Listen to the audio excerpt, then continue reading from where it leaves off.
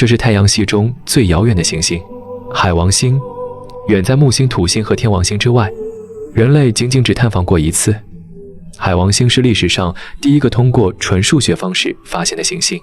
法国天文学家乌尔班·勒维里耶通过数学推理预测出，在天王星轨道之外隐藏着一颗尚未发现的大行星，不仅计算出了它的位置，还估算了它的质量。1846年，这颗距离太阳第8远的行星被预测观测，并最终确认存在。海王星距离地球约45亿公里，远得用肉眼根本无法看见。多年来，随着望远镜的不断进步，海王星早已不再只是天上一点模糊的蓝色。如今我们能欣赏到这颗遥远冰巨星的几乎全部风貌。但早在50多年前，一艘著名的太空探测器发射升空，为我们带来了迄今为止最清晰的海王星影像。1977年8月，旅行者2号开启了它的太阳系壮阔之旅，成为唯一造访4颗外行星的探测器。它在1989年抵达海王星，历时12年，前所未有地捕捉到了这颗神秘冰巨星的面貌。它展示了一个被青绿色与古蓝色云带包裹的世界，如同木星的蓝色兄弟。一个巨大的板颜色风暴在其大气中咆哮，被命名为大黑斑。旅行者2号还发现了4条此前未知的行星环和6颗新卫星。凭借旅行者2号传回的数据，加上哈勃望远镜等观测结果，以及人类在木星、土星等类似巨行星上的经验，科学家们得以相对深入地了解这颗遥远黑暗冰巨星的内部结构。然而，海王星仍然是太阳系中探索最少的天体之一，依旧保留着许多未解之谜。这颗巨大的行星直径约是地球的4倍，随着深入其大气层，气体被越来越强烈地压缩，压力和温度持续上升，最终接近核心处，形成一个令人难以想象的地狱般环境。海王星的内部可分为3个主要层级：大气层、地幔和核心。尽管这些层之间的界限非常模糊，但每一层之间的距离都极为广阔。我们所能观测到的外层是海王星浓厚的大气层，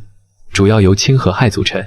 夹杂着微量甲烷。正是甲烷赋予了海王星那种深邃的古蓝色调，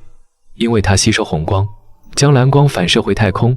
天王星的蓝色大气也是同样原因，但海王星的蓝色更为鲜艳。科学家推测，可能是某种尚未知的大气化学反应造成的。海王星大气层内极其寒冷，温度低至零下214度，但这比人们预期的要温暖得多，说明海王星像其他巨行星一样，有内部能量来源，在这层旋转混乱的气体中，记录下了太阳系中最快的风速。这些冰冷的云层移动速度比地球上记录过的最强风力还要快5倍，它们强大到足以突破鹰杖。这些浓密且剧烈的云层遮蔽了海王星的内部结构，可能向下延伸至10%到20%的深度。随着大气不断深入，压力和温度持续升高，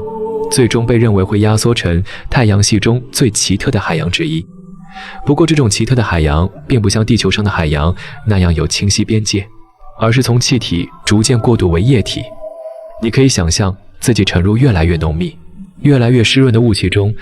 最终仿佛在一片无底的液体中游动。这个庞大的半流体海洋就是海王星的地幔，